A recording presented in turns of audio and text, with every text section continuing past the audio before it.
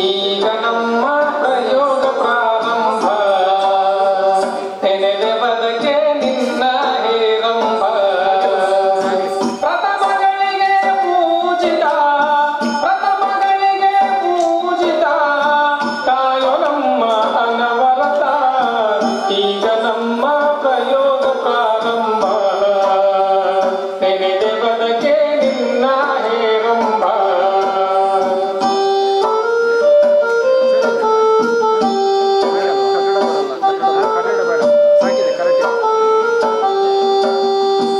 ಆಟದೊಳಗೆ ಗಲಿಬಿಲಿಗೊಳಿಸಿ ಸೊಂಡಿಲೆತ್ತಿ ನಗಬೇಡ ಅಭಿನಯದೊಳಗೆ ಕಸಿವಿಸಿ ಮಾಡಿ ಹೊಟ್ಟೆ ಕುಲುಕಿಸಿ ಕುಣಿಬೇಡ ಆಟದೊಳಗೆ ಗಲಿಬಿಲಿಗೊಳಿಸಿ ಸೊಂಡಿಲೆತ್ತಿ ನಗಬೇಡ ಅಭಿನಯದೊಳಗೆ ಕಸಿವಿಸಿ ಮಾಡಿ ಹೊಟ್ಟೆ ಕುಲುಕಿಸಿ ಕುಣಿಬೇಡ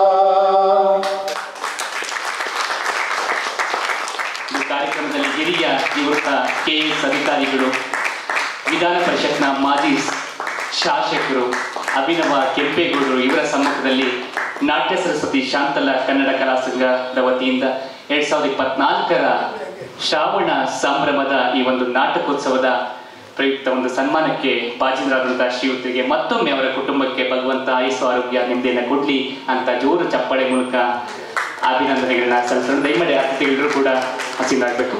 ಶ್ರೀ ಟಿ ವೆಂಕಟರಮಣಯ್ಯ ಹಿರಿಯ ಕಲಾವಿದರು, ನಿರ್ದೇಶಕರು, ರಾಷ್ಟ್ರ ಪ್ರಶಸ್ತಿ ಭಾಜನರು. ಜೋರು ಚಪ್ಪಾಳೆ ಮತ್ತೊಮ್ಮೆ. ನಾನು ಏನು ಹೇಳಬೇಕು ಅಂತ ಇದ್ದೆ ಅದನ್ನೆಲ್ಲ ಪರಿಪೂರ್ಣವಾಗಿ ವಿವರವಾಗಿ ಹೇಳ್ಬಿಟ್ಟಿದ್ದಾರೆ. ನಾನು ಹೇಳುವಂಥದ್ದು ಏನಿಲ್ಲ. ನಾನು ನಾಟ್ಯ ಸರಸ್ವತಿ ಶಾಂತಲಾ ಕನ್ನಡ ಕಲಾ ಸಂಘದಲ್ಲಿ ನಾನೊಬ್ಬ ಸಹ ಶಿಕ್ಷಕ. ಅದು ಒಂದು ಇನ್ಸ್ಟಿಟ್ಯೂಟ್. ಅದರಲ್ಲಿ ನಾನೊಬ್ಬ ಸಹ ಶಿಕ್ಷಕನೂ ಅಲ್ಲ, ಸಹ ಶಿಕ್ಷಕನ ನಾನು ಕೆಲಸ ಮಾಡ್ತಾಯಿದ್ದೀನಿ. ನಾನೇನಾದರೂ ಕಿಂಚಿತ್ತು ಈ 53 ವರ್ಷಗಳ ಕಾಲ ನಾನು ಕಾಣದೇ ಇರತಕ್ಕಂತಹ ಕನಸನ್ನು ನನಸು ಮಾಡಿದಂತಹ ನನಗೆ ಗುರುಗಳಂದ್ರೂ ತಪ್ಪಾಗಲ್ಲ, ಆಂಜನೇಯರವರಿಗೆ ನನ್ನ ಶರಣಾರ್ಥಿಯನ್ನು ಅರ್ಪಿಸ್ತೇನೆ. ನನಗೇನಂತಂದರೆ ಈಗ ತಾತ್ಕಾಲಿಕವಾಗಿ ನಾನು ನಮ್ಮ ನಾಟ್ಯ ಸರಸ್ವತಿ ಶಾಂತಲಾ ಕನ್ನಡ ಸಂಘದಲ್ಲಿ ಒಬ್ಬ ಶಿಕ್ಷಕನಾಗಿ ನಾಟಕ ಮಾಡೋದು. ನಿನ್ನೆ ಕೂಡ ನಾನು ಒಂದು ಪಾತ್ರ ಮಾಡಿದ್ದೆ, ದುಷ್ಟಬುದ್ಧಿ ಪಾತ್ರ. ಈಗ ನಾನು ಮೇಕಪ್ ಮಾಡಿಕೊಂಡು ನಾನು ಪಾತ್ರ ಮಾಡಲಿಕ್ಕೆ ಹೋಗ್ಬೇಕಾಗಿದೆ, ಸೊನ್ನೇಗೌಡ ಅಂತ ಪಾತ್ರ. ಅದಕ್ಕೆ ದಯವಿಟ್ಟು ನನಗೆ ಹೆಚ್ಚಿಗೆ ಮಾತಾಡಲಿಕ್ಕೂ ಆಗ್ತಾಯಿಲ್ಲ. ನನಗೆ ದಯಮಾಡಿ ನಿಮ್ಮೆಲ್ಲರ ಆಶೀರ್ವಾದ ನನಗೆ ಚಿರವಾಗಿರುತ್ತೆ ಅಂತ ನಾನು ಭಾವಿಸ್ಕೊಂಡು ನಾನೊಂದು 2 ಮಾತು ಮುಗಿಸ್ಕೊಂಡು ಮೇಕಪ್ ಮಾಡ್ಕೊಳ್ತೇನೆ. ಧನ್ಯವಾದಗಳು. ಕಲಿಯುಗ ಅಂದ್ಕೊಂಡು ಎಲ್ಲ ಕಡೆ ಒಂದು ಕೂಗು ಕೇಳಿ ಬರ್ತದೆ. ನ್ಯಾಯ ಕೇಳಿದ್ರೆ ನಕ್ಸಲೈಟ್, ಭೂಮಿ ಕೇಳಿದ್ರೆ ಭಯೋತ್ಪಾದಕ, ಸೇವೆ ಅನ್ನೋದು ಮಹಾ ದಂಧೆ ಆಗೋಗ್ಬಿಟ್ಟಿದೆ. ಮನುಷ್ಯತ್ವವನ್ನು ಮರಿತಾ ಇದ್ದಾನೆ. ಮಾನವೀಯ ಮೂಗುಡಿಗಳು ಕ್ಷೀಣಿಸ್ತಾ ಇದೆ. ಅತ್ತ ಎನ್ನಡ ಇತ್ತ ಎಕ್ಕಡ ನಡುವೆ ನಮ್ಮ ಕನ್ನಡ ವಾತಾವರಣಕ್ಕೆ, ಕನ್ನಡಕ್ಕೆ, ರಂಗಭೂಮಿಗೆ ಉಸಿರುಗಟ್ಟು ವಾತಾವರಣ ಉಂಟಾಗ್ತಾ ಇದೆ. ನಾಡು ನುಡಿ ಸಂಸ್ಕೃತಿ ಅಧಪತನವಾಗ್ತಾ ಇದೆ ಅನ್ನುವಂಥ ಕಾಲಘಟ್ಟದಲ್ಲಿ ನಾಡು ನುಡಿ ಸಂಸ್ಕೃತಿಯನ್ನ ಉಳಿಸುವ, ಬೆಳೆಸುವ ಜೊತೆಗೆ ಪೌರಾಣಿಕ, ಐತಿಹಾಸಿಕ, ಹಾಸ್ಯ, ಸಾಮಾಜಿಕ ನಾಟಕಗಳನ್ನ ಸಾವಿರಾರು ಪ್ರದರ್ಶನಗಳನ್ನ ನೀಡ್ತಾ ಬಂದು ಇವತ್ತು ಯಶಸ್ವಿ ಸನ್ಮಾನಕ್ಕೆ ಸನ್ಮಾನ ಮಾಡಿದಂಥ ಸದರಿ ನಾಟ್ಯ ಸರಸ್ವತಿ ಶಾಂತಲಾ ಕನ್ನಡ ಕಲಾ ಸಂಘಕ್ಕೆ ಮತ್ತೊಮ್ಮೆ ಜೋರು ಚಪ್ಪಾಳೆ ಮೂಲಕ ಅಭಿನಂದನೆಯನ್ನ ಸಲ್ಲಿಸೋರು. ಇದೀಗ ಮುಖ್ಯ ಅತಿಥಿಗಳ ನೋಡಿ ಎಲ್ರಿಗೂ ಪರಿಚಿತರಾದಂಥವರು ಡಾಕ್ಟರ್ HM ಕೃಷ್ಣಮೂರ್ತಿ, ಅರ್ಥಾತ್ ಜೇಡ್ರಲ್ಲಿ ಕೃಷ್ಣಪ್ಪಣ್ಣವರು. 2003ರಲ್ಲಿ ಕೆಂಪೇಗೌಡರ ಪಂಚಲೋಹದ ಪ್ರತಿಮೆಯನ್ನ ಮಾಗಡಿ ಪುರಸಭೆಯಲ್ಲ ಮುಂದೆ ನಿರ್ಮಿಸಿದಂಥ ವ್ಯಕ್ತಿ. ಸತತ 21 ವರ್ಷಗಳಿಂದ ನಾಡಪ್ರಭು ಕೆಂಪೇಗೌಡರ ಜನ್ಮದಿನವನ್ನ ಮಾಗಡಿ ಹಬ್ಬವನ್ನಾಗಿ ಮಾಡ್ತಾ ಬಂದಿರತಕ್ಕಂಥವ್ರು. ಜೊತೆಗೆ ಇದುವರೆಗೂ 4500 ಆಪರೇಷನ್ಗಳನ್ನ ಉಚಿತವಾಗಿ ಮಾಡಿಸಿರುವಂತಹ ಏಕೈಕ ವ್ಯಕ್ತಿ. ಅಷ್ಟೇ ಅಲ್ಲದೆ ಕೋವಿಡ್ ಸಮಯದಲ್ಲಿ ಕೆಂಪೇಗೌಡ ಜಯಂತಿಯನ್ನ ಆಚರಣೆ ಮಾಡುವ ಜೊತೆಗೆ ಅದರ ಸಾಂಕೇತಿಕವಾಗಿ 1,50,000 kg ಅಕ್ಕಿಯನ್ನ ಜನತೆಗೆ ನೀಡಿದಂತ ಏಕೈಕ ವ್ಯಕ್ತಿ ಜೇಡ್ರಳ್ಳಿ ಕೃಷ್ಣಪ್ಪನವರು, ಅರ್ಥಾತ್ ಡಾಕ್ಟರ್ ಎಚ್.ಎಫ್. ಕೃಷ್ಣಮೂರ್ತಿಯವರು. ಇದೀಗ 1 ವರ್ಷದಿಂದ Abhinava Kempegowda AKG TV channel ಅನ್ನ ಸ್ಥಾಪಿಸಿ ಕೆಂಪೇಗೌಡರ ಆಳ್ವಿಕೆಯಲ್ಲಿ ಅಭಿವೃದ್ಧಿಗೊಂಡಂತ ನಿರ್ಮಿತಗೊಂಡಂತ ದೇವಾಲಯಗಳನ್ನ, ಕೋಟೆ ಕೊತ್ತಲಗಳನ್ನ, ಗುಡಿ ಗೋಪುರಗಳನ್ನ, ಕಲ್ಯಾಣಿಗಳನ್ನ ಗುರುತಿಸಿ ಅದರ ಸಂಪೂರ್ಣವಾದಂತಹ ಚಿತ್ರಣವನ್ನ ಇವತ್ತು ನಿಮ್ಮ ಮುಂದೆ ತರ್ತಾ ಇದ್ದಾರೆ. ಅದರ ಸಾಂಕೇತಿಕವಾಗಿ ಈಗಾಗಲೇ ಶಿವಗಂಗೆ ಒಂದು 6 ಸಂಚಿಕೆ ಆಗಿದೆ, ಉತ್ರಿ 8 ಸಂಚಿಕೆ ಆಗಿದೆ, ಉತ್ರಿ ದುರ್ಗ ಕೂಡ 8-10 ಸಂಚಿಕೆ ಆಗಿದೆ. ಸಾವಂದುರ್ಗದ ಇತಿಹಾಸವನ್ನು ಕೂಡ ಆ ಒಂದು ಚಾನೆಲ್ ಅಲ್ಲಿ ನಾವು ನೋಡಬಹುದು. ಜೊತೆಗೆ ಹುಲಿಯೂರು ದುರ್ಗ ಸೇರಿದಂತೆ ಕೆಂಪಸಾಗರ, ಅವತ್ತು ನಾಡಪ್ರಭು ಕೆಂಪೇಗೌಡರು ಕಂಡಂತ ನಾಡು ಕಟ್ಟುವ ಒಂದು ಭರ ಮತ್ತೆ ಅವರು ಇಟ್ಟಂತ ಒಂದು ದೈತ್ಯವಾದಂಥ ಹೆಜ್ಜೆ ಇವತ್ತು ಸಾಕಾರಗೊಂಡಿದೆ. ಅಂತ ಒಂದು ನಾಡು ಕಟ್ಟಿದ ನಾಡಪ್ರಭು ಕೆಂಪೇಗೌಡ ಹೆಸರಲ್ಲಿ ಸಾಕಷ್ಟು ಕೆಲಸವನ್ನ ತೆರೆಮರೆಯಲ್ಲಿ ಮಾಡ್ತಾ ಬಂದಿರ್ತಂಥವ್ರು ಡಾಕ್ಟರ್ ಎಚ್.ಎಂ. ಕೃಷ್ಣಮೂರ್ತಿರವರು. ದಯಮಾಡಿ ಸಭೆಯನ್ನು ಉದ್ದೇಶಿಸಿ ಮಾತಾಡಬೇಕು. ಇನ್ನೊಂದು ಹೆಮ್ಮೆ ಪಡಬೇಕು ಅಂತಂದ್ರೆ, ನಾನು ಹತ್ರದಿಂದ ನೋಡಿದಂಥ ವ್ಯಕ್ತಿತ್ವ ಏನಂತಂದ್ರೆ, ಯಾವ ಇನ್ವಿಟೇಷನ್ ಹೆಸರಿದೆ, ಫೋಟೋ ಇದೆ, ಅದನ್ನ ನೋಡಲ್ಲ. ಕೆಂಪೇಗೌಡರ ಕೆಲಸನ, ಸಮಾಜಮುಖಿ ಕಾರ್ಯನ ಮೊನ್ನೆ ರಾತ್ರಿ ಆಂಜನೇಯ ಸರ್ಕಲ್ ನಾನು ಫೋನ್ ಮಾಡಿಸ್ಕೊಟ್ಟೆ, ಖಂಡಿತ ಬರ್ತೀನಿ ಕೆಂಪೇಗೌಡರ ಸಭೆಯೆಲ್ಲ ಬೇಡ ಸ್ವಾಮಿ, ನಾನು ಬರ್ತೀನಿ ನಾಟಕಕ್ಕೆ ಅಂತ ಹೇಳಿದ್ರು. ಬೆಳಗಿಂದ 4 ಸಲ ಕಾಲ್ ಮಾಡ್ಕೊಂಡು ಇಷ್ಟೊತ್ತಿಗೆ ನಾಟಕ, ನಾನು ಸಭೆಗೇನು ಬರಲ್ಲ, ನಾಟಕಕ್ಕೆ ಬರ್ತೀನಿ ಅಂತ ಹೇಳಿ ಸಭೆಗೂ ಮುಂಚಿತವಾಗಿ ಬಂದಿದ್ರು. ಜೋರು ಚಪ್ಪಾಳೆ ಮೂಲಕ ಅಷ್ಟೇ ಇವತ್ತು ನಾನು ಮಾಡ್ಕೊಳ್ಳೋದು. ಬೆಂಗಳೂರು ನಿರ್ಮಾತೃ ನಾಡಪ್ರಭು ಕೆಂಪೇಗೌಡರ ಐತಿಹಾಸಿಕ ನಾಟಕ 119ನೇ ಪ್ರದರ್ಶನವನ್ನು ಇವತ್ತು ಈ ಒಂದು ಸಭಾಂಗಣದಲ್ಲಿ ಏರ್ಪಡಿಸಿರುವುದು ನಿಜವಾಗಲೂ ಸಂತೋಷದ ವಿಷಯ. ಹಾಗೆ ನಿಮ್ಮ ಮುಂದೆ ಇವಾಗಲೂ ಜ್ಯೋತಿಯನ್ನು ಬೆಳಗಿಸಿ ನಿಮಗೆ ಅನೇಕ ನುಡಿಗಳನ್ನು ಮತ್ತು ನಾಡು ನುಡಿಯ ಸಂಸ್ಕೃತಿಯನ್ನು ತಿಳಿಸಿಕೊಟ್ಟಂಥ ಇವತ್ತಿನ ಕಾರ್ಯಕ್ರಮದ ಉದ್ಘಾಟನೆ ಮಾಡಿದಂಥ ಡಾಕ್ಟರ್ ಎನ್. ಕೃಷ್ಣಪ್ಪನವರು, ಕೋಡಿಪಾಳ್ಯ ಮಾಗಡಿಯವರು ತಿಳಿಗೆ ಹೆಮ್ಮೆಯಾಗುತ್ತೆ. ಅದೇ ರೀತಿಯಾಗಿ ಆ ದೇವೇಗೌಡರು ನಮ್ಮ ತಾಲೂಕಿನವರು, ಶ್ರಮಜೀವಿ. ಪ್ರತಿಯೊಂದು ಬಾರಿಯೂ ಯಾರಿಗಾದರೂ ಒಂದು ಒಳ್ಳೆಯದು ಆಗಬೇಕು ಅಂತ ಚಿಂತನೆ ಮತ್ತು ಆ ಕೆಲಸದಲ್ಲಿ ಯಶಸ್ವಿಯನ್ನು ಕಾಣೋದಕ್ಕೆ ಬಹಳ ಆತುರತೆ ಅವರಲ್ಲಿದೆ. ಹಾಗಾಗಿ ಅವ್ರನ್ನ ಇವತ್ತು ನಿಮ್ಮೆಲ್ಲರ ಮುಂದೆ ಪ್ರಶಂಸಿಸಬೇಕು ಅನ್ನೋದು ನನಗೆ ಬಹಳ ಮುಖ್ಯವಾದ ಉದ್ದೇಶ. ಮಾಗಡಿ ಕ್ಷೇತ್ರದಲ್ಲಿ ಕೆಂಪೇಗೌಡರ ಇತಿಹಾಸವುಳ್ಳಂತಹ ಕೋಟೆ ಕೊತ್ತಲಗಳಿರ್ಬೋದು, ಕಲ್ಯಾಣಿ ಇರ್ಬೋದು, ಗುಂಡು ತೋಪುಗಳಿರ್ಬೋದು, ಕೆಂಪೇಗೌಡರು ಕೊಟ್ಟಂಥ ಅನುದಾನದ ಕೊಡುಗೆಗಳಿರ್ಬೋದು, ಇಲ್ಲಿಯವರೆಗೂ 1 ರೂಪಾಯಿ ಕೆಲಸವನ್ನ ಕೆಂಪೇಗೌಡರ ಬಗ್ಗೆ ಮಾಗಡಿ ತಾಲೂಕಿನ ಯಾವ ಜನನಾಯಕರು ಮಾಡಿಲ್ಲ. ಅದು ಒಂದು ಕಡೆ ವಿಷಾದ. ಆದರೆ ಆ ದೇವೇಗೌಡರು MLC ಆಗಿ ಅವರ ವ್ಯಾಪ್ತಿಗೆ ಬಂದಂಥ ಹಣದಲ್ಲಿ ಕೆಂಪೇಗೌಡರ ಮಾತೃಶ್ರೀ ಕೆಂಪಮ್ಮ, ಕೆಂಪೇಗೌಡರ ತಾಯಿಯ ಊರು ಕೆಂಪಾಪುರ, ಆ ಕೆಂಪಮ್ಮನ ಹೆಸರು, ಅಲ್ಲಿ ಒಂದು ಕೆರೆಯನ್ನು ಕಟ್ಟಿಸಿದ್ದಾರೆ. ಅದು 350 ಎಕರೆ ಕೆರೆ, ಇವತ್ತು 100 ಎಕರೆ ಇದೆ. ಇವತ್ತು ನೀರು ತುಂಬಿದೆ. ಅದಕ್ಕೆ ಕೆಂಪಸಾಗರ ಅನ್ನುವಂಥ ಹೆಸರನ್ನ ಅಂದಿನ ಕಾಲದಲ್ಲಿ ಆ ಊರು ಮತ್ತು ಕೆರೆಗಳನ್ನು ಗಮನಿಸಿ ಅದಕ್ಕೆ ಒಂದು ಊರಿನ ಹೆಸರನ್ನು ಕೊಟ್ಟಿರೋದು ಒಂದು ವಿಶೇಷತೆ. ಆದರೆ ಅಲ್ಲಿ ದೇವಸ್ಥಾನಗಳಿದೆ, ಜಂಗಮರ ಮಠ ಬಿದ್ದೋಗಿದೆ, ಈಶ್ವರ ಮತ್ತು ನಂದೀಶ್ವರರ ದೇವಸ್ಥಾನವೂ ಸಹ ನಶಿಸಿದೆ. ಕೆಂಪೇಗೌಡರು ವಾಸ ಮಾಡಿದ ಕಲ್ಲಿನ ಅಳತೆಗಳು ಎಲ್ಲವೂ ನಶಿಸ್ತಾ ಬಂದಿದೆ, ಕೋಟೆಯೆಲ್ಲ. ಇವೆಲ್ಲವೂ ಇದ್ದಂಥ ಸಂದರ್ಭದಲ್ಲಿ ಕೆಂಪೇಗೌಡರ ಆಡಳಿತಿರುವಂಥ ಏನಾದರೂ ಒಂದು ಕೆಲಸವನ್ನು ಮಾಡಬೇಕು ಅಂತ ಹೇಳಿ ಆ ದೇವೇಗೌಡರು 80 ಲಕ್ಷ ರೂಪಾಯಿಯನ್ನು ಸರ್ಕಾರದ ಅನುದಾನವನ್ನು ಕೊಟ್ಟು ಆ ಒಂದು ದೇವಸ್ಥಾನಕ್ಕೆ ಒಂದು ಕಾಂಕ್ರೀಟ್ ಹಾಕುವ ಮುಖೇನ ಇವತ್ತು ಒಂದು ಕೊಡುಗೆಯನ್ನು ಕೊಟ್ಟಿದ್ದಾರೆ ಮಾಗಡಿಗೆ ಅಂದ್ರೆ ಆ ದೇವೇಗೌಡರ ಜೊತೆ ಭಾವಿಸ್ತೇನೆ. ನಾನು ಯಾವ ಪಕ್ಷದವ್ರನ್ನು ಹೋಗಲ್ಲ, ಯಾರು ನಮ್ಮವರು ಅಂತ ನಾನು ಯಾವತ್ತೂ ಭಾವನೆ ಇಲ್ಲ. ಯಾರು ಒಳ್ಳೆಯದು ಮಾಡಿದ್ದಾರೆ, ಯಾರು ಒಂದು ಕೊಡುಗೆಯನ್ನು ಕೊಟ್ಟಿದ್ದಾರೆ, ಅದು ಯಾವುದೇ ಜಾಗದಲ್ಲಿದ್ರು ಯಾವುದೇ ವ್ಯಕ್ತಿ ಆದರೂ ನಾನು ಪ್ರಶಂಸೆ ಪಡ್ತೀನಿ.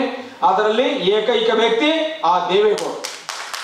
ನಿಮ್ಮೆಲ್ಲರ ಚಪ್ಪಾಳಿ ಮುಖಾಂತರ ಅವ್ರಿಗೆ ಇನ್ನೂ ಅಭಿನಂದಿಸ್ತೀನಿ. ಅವರ ಕಾಲಾವಧಿಯಲ್ಲಿ ಏನಾದರೂ ಸಿಕ್ಕಿದ್ರೆ ಇನ್ನೂ ಹೆಚ್ಚಿನ ಕೆಲಸಕ್ಕೆ ಮಾಡಲಿ.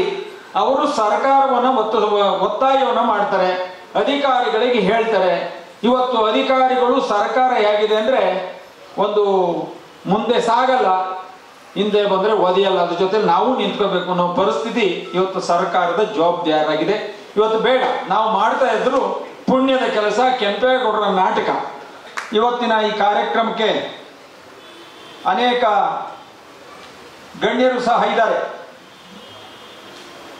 ಅವ್ರನ್ನೆಲ್ಲರೂ ಇವತ್ತು ಏನು ಈ ಪ್ರಶಸ್ತಿಗೆ ಮತ್ತು ಇಲ್ಲಿ ಪುರಸ್ಕಾರಕ್ಕೆ ಯಾರು ಭಾಗಿಗಳಾಗಿದ್ದೀರಿ ಅವರೆಲ್ಲರಿಗೂ ಭಗವಂತ ಒಳ್ಳೆಯದನ್ನು ಮಾಡಲಿ ಅಂತೇಳಿ ಈ ಸಂದರ್ಭದಲ್ಲಿ ಆಶಿಸ್ತೀನಿ. ಹಾಗೆ ಆಂಜನೇಯ ನನಗೆ ಮೊನ್ನೆ ಫೋನ್ ಮಾಡಿ ಹೇಳಿದ್ರು, ಕೆಂಪೇಗೌಡರ ಹೆಸರು ಹೇಳಿದ ಮೇಲೆ ಬರ್ತೀನಿ, ಯಾರು ನನಗೇನು ಕರಪತ್ರ ಕೊಡೋದು ಬೇಡ ಅಂತ ಹೇಳಿ ಬಂದೆ. ಭಾಳ ಸಂತೋಷದ ವಿಚಾರ. ಶ್ರಾವಣ ಸಂಭ್ರಮ. ಶ್ರಾವಣ ಅಂದರೆ ಮಳೆ ಬೆಳೆ ಸಮೃದ್ಧಿಯನ್ನು ಕಂಡು ಶಾಂತಿಯಿಂದ ಬದುಕುವಂಥ ಒಂದು ವಾತಾವರಣನೇ ಶ್ರಾವಣ ಸಂಭ್ರಮ. ಹಾಗಾಗಿ ಈ ಒಂದು ನಾಟಕ ಯಶಸ್ವಿಯಾಗಲಿ. ಇಂಥ ಒಂದು ಸೇವೆಯನ್ನು ರಂಗಭೂಮಿಯಲ್ಲಿ 119 ನಾಟಕಗಳನ್ನು ಮಾಡುವ ಮುಖೇನ ಇವತ್ತು ಇಂಥ ಒಂದು ಕಲೆಗೆ ಬೆಲೆ ಕೊಟ್ಟು ಈ ನಾಡು ನುಡಿ ಸಂಸ್ಕೃತಿ ಸಂಸ್ಕಾರಕ್ಕೆ ಒಂದು ಬುನಾದಿಯನ್ನು ಹಾಕಿದಂಥ ಆಂಜನಪ್ಪನವರಿಗೆ ಎಲ್ಲರ ಪರವಾಗಿ ಅಭಿನಂದನೆಗಳ ಸಲ್ಲಿಸ್ತೀನಿ. ಇವತ್ತು ಕೆಂಪೇಗೌಡರು ನಾಟಕ ಮಾಡುವಂಥ ಎಲ್ಲ ಕಲಾ ಪ್ರೇಮಿಗಳಿಗೂ ಕಲಾ ಪ್ರೇಕ್ಷಕರಿಗೂ ಇವತ್ತು ಆ ನಾಟಕವನ್ನು ಪ್ರೋತ್ಸಾಹಕ್ಕೆ ಪ್ರೋತ್ಸಾಹ ಮಾಡಲು ಬಂದಿರುವಂಥ ತಮ್ಮೆಲ್ಲರಿಗೂ ಈ ವೇದಿಕೆ ಮುಖೇನ ತುಂಬುದ ಹೃದಯ ಅಭಿನಂದನೆಗಳ ಸಲ್ಲಿಸುವ ಮುಖೇನ ನಾನು ಮಾತು ಮುಗಿಸ್ತೀನಿ. ಇವತ್ತು ಶ್ರಾವಣ ಮಾಸ ನಾಟ್ಯ ಸರಸ್ವತಿ ಕಲ್ಯಾಣ ಕಲಾ ಸಂಘದಿಂದ ಇನ್ನು ನಾಟಕ ಪ್ರಾರಂಭವಾಗಲಿ, ನಾನೂ ಸಹ ನೋಡುವಂಥ ಸೌಭಾಗ್ಯನ ಕಳಿಸ್ಕೊಡೋದು ಎಲ್ರಿಗೂ ಅಭಿನಂದಿಸೋದು ನನ್ನ ಮಾತು ಮುಗಿಸ್ತೀನಿ. ನಮಸ್ಕಾರ. ಜೈ ಹಿಂದ್, ಜೈ ಕರ್ನಾಟಕ, ಜೈ ಮಾಗಡಿ ಕೆಂಪೇಗೌಡ. ಚಿನ್ನದ ನಾಡು, ಶ್ರೀಗಂಧದ ಬೀಡು ಎಂದು ಖ್ಯಾತಿವೆತ್ತ ಕರ್ನಾಟಕ ಭರತ ಖಂಡದಲ್ಲಿ ವಿಶಿಷ್ಟವಾದ ಸ್ಥಾನವನ್ನು ಪಡೆದಿದೆ. ಇತಿಹಾಸ ಪ್ರಸಿದ್ಧರಾದ ಮಹಾನ್ ವ್ಯಕ್ತಿಗಳಿಗೆ ಜನ್ಮ ಕೊಟ್ಟ ಕರ್ನಾಟಕ ಮಾತೆ ವೀರ ಮಾತೆ ಎನಿಸಿದ್ದಾಳೆ. ಭರತ ಭೂಮಿಯ ಕೀರ್ತಿ ಪ್ರತಿಷ್ಠೆಗಳನ್ನು ಉಳಿಸಿ ಬೆಳೆಸಲು ಸರ್ವ ತ್ಯಾಗಕ್ಕೂ ಸಿದ್ಧರಾದ ಕನ್ನಡಿಗರ ಇತಿಹಾಸದಲ್ಲಿ ಕೆಂಪನಂಜೇಗೌಡರ ಪುತ್ರ ಕೆಂಪೇಗೌಡರಿಗೆ ಪ್ರಮುಖವಾದ ಸ್ಥಾನವಿದೆ. ಜಗತ್ತಿನ ಅದ್ವಿತೀಯ ನಗರಗಳಲ್ಲೊಂದಾದ ಬೆಂಗಳೂರನ್ನು ನಿರ್ಮಿಸಿದ ಕೆಂಪೇಗೌಡರ ನ್ಯಾಯ, ನೀತಿ, ಧಾರ್ಮಿಕತೆ, ಪ್ರಜಾಪ್ರೇಮ, ಸ್ವಾಮಿ ನಿಷ್ಠೆ, ಶೌರ್ಯ, ಪರಾಕ್ರಮಗಳು ಹಾಗೂ ಬೆಂಗಳೂರಿನ ನಗರ ನಿರ್ಮಾಣದಲ್ಲಿ ಅವರು ವಹಿಸಿದ ಪಾತ್ರ, ಪಟ್ಟ ಶ್ರಮ, ಮಾಡಿದ ತ್ಯಾಗ, ಬಲಿದಾನಗಳು ಇಂದಿನ ಆಡಳಿತಗಾರರಿಗೆ ಅನುಕರಣೀಯ. ಕೆಂಪೇಗೌಡ ಹಾಗೂ ಅವರ ಸೊಸೆ ಲಕ್ಷ್ಮೀದೇವಿ ಅವರನ್ನು ಕುರಿತಾದ ಕಥಾನಕವೇ ಶ್ರೀ ಆಂಜನೇಯ ಅವರು ರಚಿಸಿ ಎಚ್.ಎನ್. ಆನಂದಮೂರ್ತಿ ಅವರು ನಿರ್ದೇಶಿಸಿರುವ ಐತಿಹಾಸಿಕ ನಾಟಕ ಬೆಂಗಳೂರು ನಿರ್ಮಾತೃ ನಾಡಪ್ರಭು ಕೆಂಪೇಗೌಡ.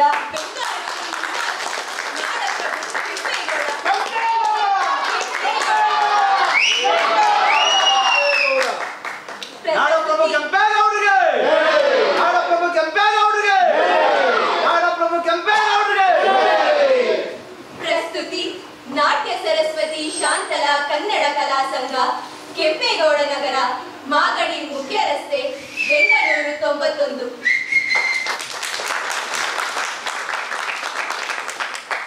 ಬೂದಿಯಿಂದ ಬೂದಿಯಾಗೋ ಈ ದೇಹಕ್ಕೆ ಅಲಂಕಾರ ಅನ್ನೋ ಮಂಕು ಬೂದಿ ಎತ್ತಕ್ಕೆ, ಬೂದಿಯಿಂದ ಬೂದಿಯಾಗೋ ಈ ದೇಹಕ್ಕೆ ಅಲಂಕಾರ ಅನ್ನೋ ಮಂಕು ಬೂದಿ ಎತ್ತಕ್ಕೆ, ಮಣ್ಣಿನಿಂದ ಮಣ್ಣಾಗೋ ಈ ಜನ್ಮಕ್ಕೆ ಇನ್ನು ಬೇಕು ಬೇಕು ಅನ್ನೋ ಆಸೆ ಎತ್ತಕ್ಕೆ. 4 ಜನಕ್ಕೆ ಒಳ್ಳೇದ್ ಮಾಡು ಕೈ ನಡೆದಾಗ ಆ ದ್ಯಾವ್ರೆ ಕೈ ಹಿಡಿತಾನೆ ನೀರು ಬಿದ್ದಾಗ. 4 ಜನಕ್ಕೆ ಒಳ್ಳೇದ್ ಮಾಡು ಕೈ ನಡೆದಾಗ ಆ ದ್ಯಾವ್ರೆ ಕೈ ಹಿಡಿತಾನೆ ನೀರು ಬಿದ್ದಾಗ.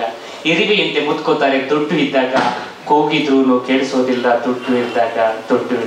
ಆ ದುಡ್ಡು ಇಲ್ಲದೆ ಇರಲಿ ರಂಗಭೂಮಿ ಸೇವೆಯಲ್ಲಿ ಸದಾ ತೊಡಗಿಟ್ಕೊಂಡಿರ್ತಾ ನಾಟ್ಯ ಸರಸ್ವತಿ ಶಾಂತಲಾ ಕನ್ನಡ ಕಲಾ ಸಂಘ ಹಾಗೂ ಕಾರ್ಯದರ್ಶಿಗಳಿಗೆ, ಕಲಾವಿದರಿಗೆ, ಕುಟುಂಬಕ್ಕೆ ಭಗವಂತ ಶುಭವನ್ನ ಕೊಡ್ಲಿ ಅಂತ ಹೇಳ್ತಾ, ವೇದಿಕೆ ಮೇಲೆ ಇರ್ತಕ್ಕಂಥ 3 ಜನ ಗಣ್ಯರು ಕೂಡ ಮಾಗಡಿ ತಾಲೂಕು ಹೆಮ್ಮೆ. ಮಾಗಡಿ ಕೆಂಪೇಗೌಡರು, ನಾಡಪ್ರಭು ಕೆಂಪೇಗೌಡರು.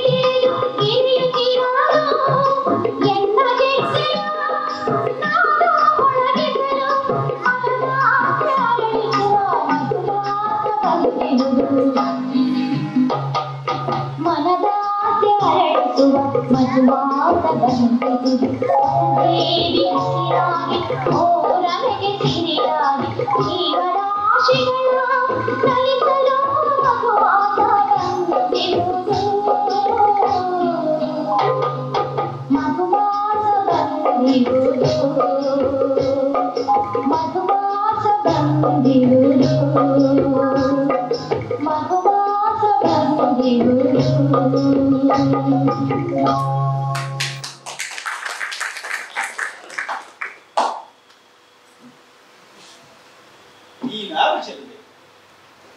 ಸುರಲೋಕದಿಂದ ಧರೆಗಿಳಿದು ಬಂದ ಅಪ್ಸರೆಯೋ, ಗಿರಿರಾಜನ ಪುತ್ರಿ ಗಿರಿಜೆಯೋ, ಅಥವಾ ಧರಾ ಜಾತೆ ಮರ್ತ್ಯ ಲೋಕದ ಮಹಾ ಸುಂದರಿಯೋ? ಯಾರೆಂದರಿಯ ಬಯಸುವುದು ಅಪರಾಧವಲ್ಲ ತಾನೆ? ಮರ್ತ್ಯ ಲೋಕದ ಮಹಾಕವಿಗಳನ್ನು ಪರಾಜಿತಗೊಳಿಸಬಲ್ಲ ಉಪಮಾನ ಉಪಮೇಯಗಳಿಂದಲೇ ಅಪರಿಚಿತರನ್ನು ಅರಿಯ ಬಯಸುವ ಬೆರಗು ನುಡಿಗಳ ಈ ನಿಮ್ಮ ಅನಿರೀಕ್ಷಿತ ಆಗಮನ ಎಲ್ಲಿಂದಲೂ ಎಂದು ತಿಳಿಯ ಬಯಸುವುದು ಅಪಚಾರವಲ್ಲವಷ್ಟೇ? ಭಲೆ ಬಾರಿ, ನುಡಿಗೆ ನುಡಿಯ ಸಂಗಮ ಬಹಳ ಸೊಗಸಾಗಿದೆ. ಬ್ರಾಹ್ಮಿ ರೂಪಿಣಿಯ ಅಪರಾವತಾರವೇನೋ ಎಂಬ ಅನುಮಾನ ಅಂಕುರಿಸುತ್ತಿದೆ. ಅಂತರಾರ್ಪಣೆ ಅಂತ್ಯಕ್ಕೆ ಕಾರಣವೆಂಬುದನ್ನು ತಿಳಿದಿರಬಹುದಲ್ಲವೇ? ಆ ಅಪರೂಪ ಸೌಂದರ್ಯ, ಅಮೋಘ ವಾಕ್ಚಾತುರ್ಯಗಳನ್ನು ವೀಕ್ಷಿಸಿದಾಗ ಆ ಆಕರ್ಷಣೆಗೆ ಮಂತ್ರಮುಗ್ಧನಾಗುವುದೇ ಅರ್ಪಣಾ ಮನೋಭಾವ. ಅದನ್ನು ಪಡೆದು ತನ್ನ ಹೃದಯದಲ್ಲಿ ಅಡಗಿಸಿಕೊಂಡು ಆರಾಧಿಸುವುದೇ ಅಂಕುರ ಅಂತ್ಯಗಳ ಅಂತರ. ಅದನ್ನು ಸಾಕ್ಷಾತ್ಕಾರ ಮಾಡಿಕೊಳ್ಳುವುದೇ ಅಂತ್ಯ. ಓಹೋ, ಪರಿಪೂರ್ಣ ಪಂಡಿತನಂತೆ ವಾಚ್ಯರಿಯನ್ನು ಹರಿಸುತ್ತಿರುವ ಈತನು ಸಾಧಾರಣ ಮಾನವನಲ್ಲವೆಂದೇ ತೋರುತ್ತದೆ. ಕವಿಪುಂಗವರೇ, ಒಪ್ಪಂಟಿಗಳಾಗಿ ಪುಷ್ಪ ಸಂಗ್ರಹಕ್ಕಾಗಿ ಬಂದ ಮಾಲಿನಿಯನ್ನು ಮಾತಿನ ಮೋಡಿಗೆ ಸಿಲುಕಿಸುವುದು ಯೋಧರಂತಿರುವ ನಿಮಗೆ ಸಲ್ಲತಕ್ಕದಲ್ಲ. ಆಗಮಿಸಿದ ಹಾದಿಯಲ್ಲಿ ಹಿಂತಿರುಗುವುದು ಕ್ಷೇಮಕರವೆಂದು ತಿಳಿಸಬಯಸುತ್ತೇನೆ. ಹಿಂದಿರುಗದಿದ್ದರೆ ಎಲ್ಲ ಮೀರಿದರೆ ತಲೆ ಉರುಳಿ ಹೋಗಿ.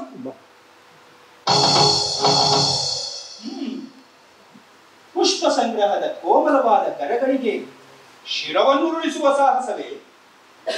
ಸಂಗೀತ, ಸಾಹಿತ್ಯ, ನಾಟ್ಯ ಕಲೆಗಳ ಪ್ರತಿರೂಪಿಣಿಯಂತಿರುವ ನಿಮ್ಮ ಕೈಗಳಿಗೆ ಕರವಾಲ ಶೋಭಿಸುವುದೇ? ನಿಮ್ಮ ವಾಕ್ಚಾತುರ್ಯ ಪಂಡಿತೋತ್ತಮರನ್ನೇ ಬೆರಗುಗೊಳಿಸುವಂತಿದೆ. ಪಂಡಿತೋತ್ತಮನ ಮುಂದೆ ಪಾಂಡಿತ್ಯ ಪ್ರದರ್ಶನವನ್ನಿಲ್ಲದೆ ಪ್ರಣಯ ಪ್ರದರ್ಶನಕ್ಕೆ ಕಾರಣವಾದ ಸೌಂದರ್ಯದ ವರ್ಣನೆಯಾದಾಗ ಅದಕ್ಕೆ ಉತ್ತರ ನೀಡುವುದು ಪಂಡಿತರ ಗ್ರಂಥವಲ್ಲ. ಪುಂಡರ ಶಿರಗಳನ್ನು ಉರುಳಿಸಿ ಪ್ರಚಂಡರೆಂಬ ಬಿರುದನ್ನು ಗಳಿಸಿಕೊಡುವುದು ಕೃಪಾಣವೆಂದರಿತು ಹಿಂತಿರುಗುವುದಾದರೆ ಒಳಿತು, ನಿರಾಕರಿಸಿದರೆ ಉಳಿವನ್ನೇ ಧಿಕ್ಕರಿಸಿ ಅಳಿವನ್ನು ಸ್ವಾಗತಿಸುವುದು ಯಲಹಂಕ ನಾಡಿನ ನಾರಿಯರಿಗೆ ಹೊಸದೇನಲ್ಲ. ಓಹೋ, ವೀರವರ ಧರ್ಮವೀರ ಕೆಂಪೇಗೌಡರ ನಾಡಿನ ನಾರಿಯರು ನಾಡಿಗೆ ಕುತ್ತು ಬಂದಾಗ ಗತ್ತು ನೀಡುವರು ಎಂಬುದನ್ನು ಕೇಳಿದೆ. ಈಗ ಪ್ರತ್ಯಕ್ಷ ದರ್ಶನವಾದಂತ ತರುಣಿ, ಈ ನಿರ್ಜನ ಪ್ರದೇಶದಲ್ಲಿ ಚದುರ್ತ ವೃಕ್ಷಗಳ ಮಧ್ಯೆ ಅಲೆದಾಡುತ್ತಿರುವ ನೀನು ಯಾರು? ವನದೇವತೆಯೋ, ಭೂಮಾತೆಯೋ, ಅಥವಾ ಯೌವನವನ್ನೇ ವರವಾಗಿ ಪಡೆದ ಆ ಮನ್ಮಥನ ರಾಣಿಯೋ? ನಾನಾರಾದರೇನು? ಅಪರಿಚಿತ ತರುಣಿಯನ್ನು ಹೀಗೆ ಪರಿಪರಿಯಾಗಿ ಪೀಡಿಸಿ ಪರಿಚಯ ಕೇಳುವ ನೀನಾರು? ನಾನು ಮುಖ್ಯ ಹೇಳಲೇಬೇಕೇನು? ಕೇಳಲೇಬೇಕೆಂಬ ಆಕಾಂಕ್ಷೆ ಇಲ್ಲದಿದ್ದರೂ ನನ್ನನ್ನು ಯಾರೆಂದು ಕೇಳಿದವರ ಪೂರ್ವಾಪರಗಳನ್ನು ಅರಿಯಬೇಕಾದುದು ಮಾನವ ಸಹಜವಾದುದರಿಂದ ಕೇಳುತ್ತಿದ್ದೇನೆ. ಹೇಳಬಹುದಾದರೆ ಹೇಳಬಹುದು, ಇಲ್ಲವಾದರೆ ಕ್ಷಮೆ ಯಾಚಿಸಿ ಹೇಳದ ಸರಿಯದಂತೆ ನಿರ್ಗಮಿಸಬಹುದು. ಮಾತು ಮಾತಿಗೂ ಶೂಲದ ಅಳುವಿನಂತಹ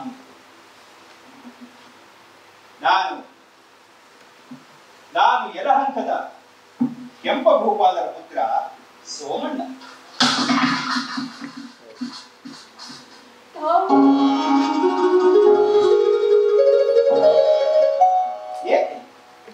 ಅಂಜಿಕೆಯಾಯಿತೆ?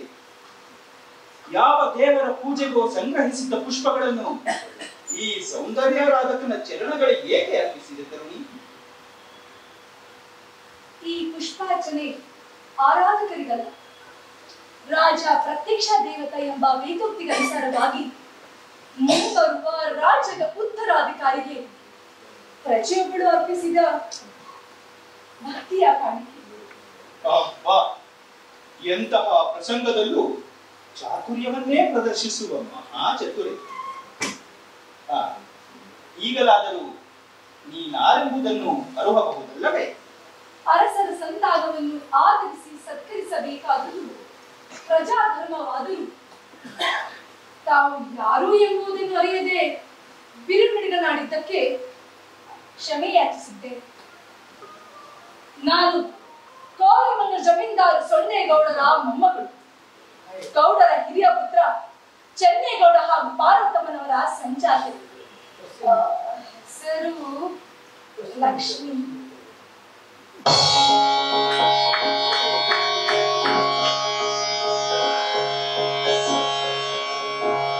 ಓಹೋ, ಸೊನ್ನೇಗೌಡರ ಮೊಮ್ಮಗಳೇ. ಅದಕ್ಕೆ ಗೋಮಲವಾದ ಕೈಯಲ್ಲಿ ಖಡ್ಗವನ್ನು ಹಿಡಿಯುವ ಪೌರುಷ, ಅದಕ್ಕೆ ಒಪ್ಪತಕ್ಕ ವಾಕ್ಚಾತುರ್ಯ. ಲಕ್ಷ್ಮಿ, ನಿಮ್ಮ ಮನೆತನದ ಘನತೆ, ಗೌರವ, ನಾಡಭಕ್ತಿಯ ಬಗ್ಗೆ ಕೇಳಿದೆ. ಆದರೆ ಇಂತಹ ನಾರಿ ರತ್ನವೊಂದು ಸೊನ್ನೇಗೌಡರ ಕುಟುಂಬದಲ್ಲಿ ಜನ್ಮ ತಳೆದಿದೆ ಎಂಬುದು ತಿಳಿದಿರಲಿಲ್ಲ. ಯಲಹಂಕದ ರಾಜಕುಮಾರರು ಸೌಂದರ್ಯ ಆರಾಧಕರೆಂದು ತಿಳಿದಿರಲಿಲ್ಲ. ಈಗ ತಿಳಿಯಿತಷ್ಟೇ. ಶರಣಗಳಿಗೆ ಪುಷ್ಪಾರ್ಚನೆಯವಾಯಿದಷ್ಟೇ. ಇನ್ನು ಸಾವಧಾನ ಬೇಕು ಅರಿವು. ಊರಿಗೆ ಬಂದು ನಮ್ಮ ಮಿತ್ರನವರು ಹಾಗೂ ಬಂಧು ಬಾಂಧವಗಳಿಂದ ಆತಿಥ್ಯವನ್ನು ಸ್ವೀಕರಿಸಿ ಹಾಗೆಯೇ ಕಾಣಿಕೆಯನ್ನು ಪಡೆದು ಹೋಗಬಹುದಲ್ಲವೇ? ಲಕ್ಷ್ಮಿ, ಆತಿಥ್ಯ ನೀಡುವುದರಲ್ಲಿ ಒಂದು ಮನೋಭಾವವಿಲ್ಲ. ಅಪರಿಚಿತರು ನೀಡುವ ಆತಿಥ್ಯವೇ ಒಂದು ರೀತಿ, ಬಂಧು ಬಾಂಧವರು ನೀಡುವ ಆತಿಥ್ಯವೇ ಮತ್ತೊಂದು ರೀತಿ. ನಾನೀಗ ಅಪರಿಚಿತನಾಗಿ ಬರಲು ಇಷ್ಟಪಡುವುದಿಲ್ಲ. ನೀನು ಇಷ್ಟಪಟ್ಟರೆ ನಿಮ್ಮ ಕುಟುಂಬದ ಬಂಧುವಾಗಿ, ಮಾತಾಪಿತೃಗಳ ಸಹಿತನಾಗಿಯೇ ಬಂದು ನಾನು ಬಯಸುವ ಅಮೂಲ್ಯವಾದ ಕಾಣಿಕೆಯನ್ನು ಸ್ವೀಕರಿಸುತ್ತೇನೆ. ನನಗಿನ್ನು ಅರಮನೆಗೆ ಹಿಂದಿರುಗಲು ಅನುಮತಿ ನೀಡುವೆಯಾ? ಅನುಮತಿ ನೀಡಲು ಶಕ್ತಳಲ್ಲದಿದ್ದರು ಮತ್ತೆ ಬರಲು ಸ್ವಾಗತವೆಂದಿದ್ದೆನು. ನಿನ್ನ ಸ್ವಾಗತವನ್ನು ಅಂಗೀಕರಿಸಿ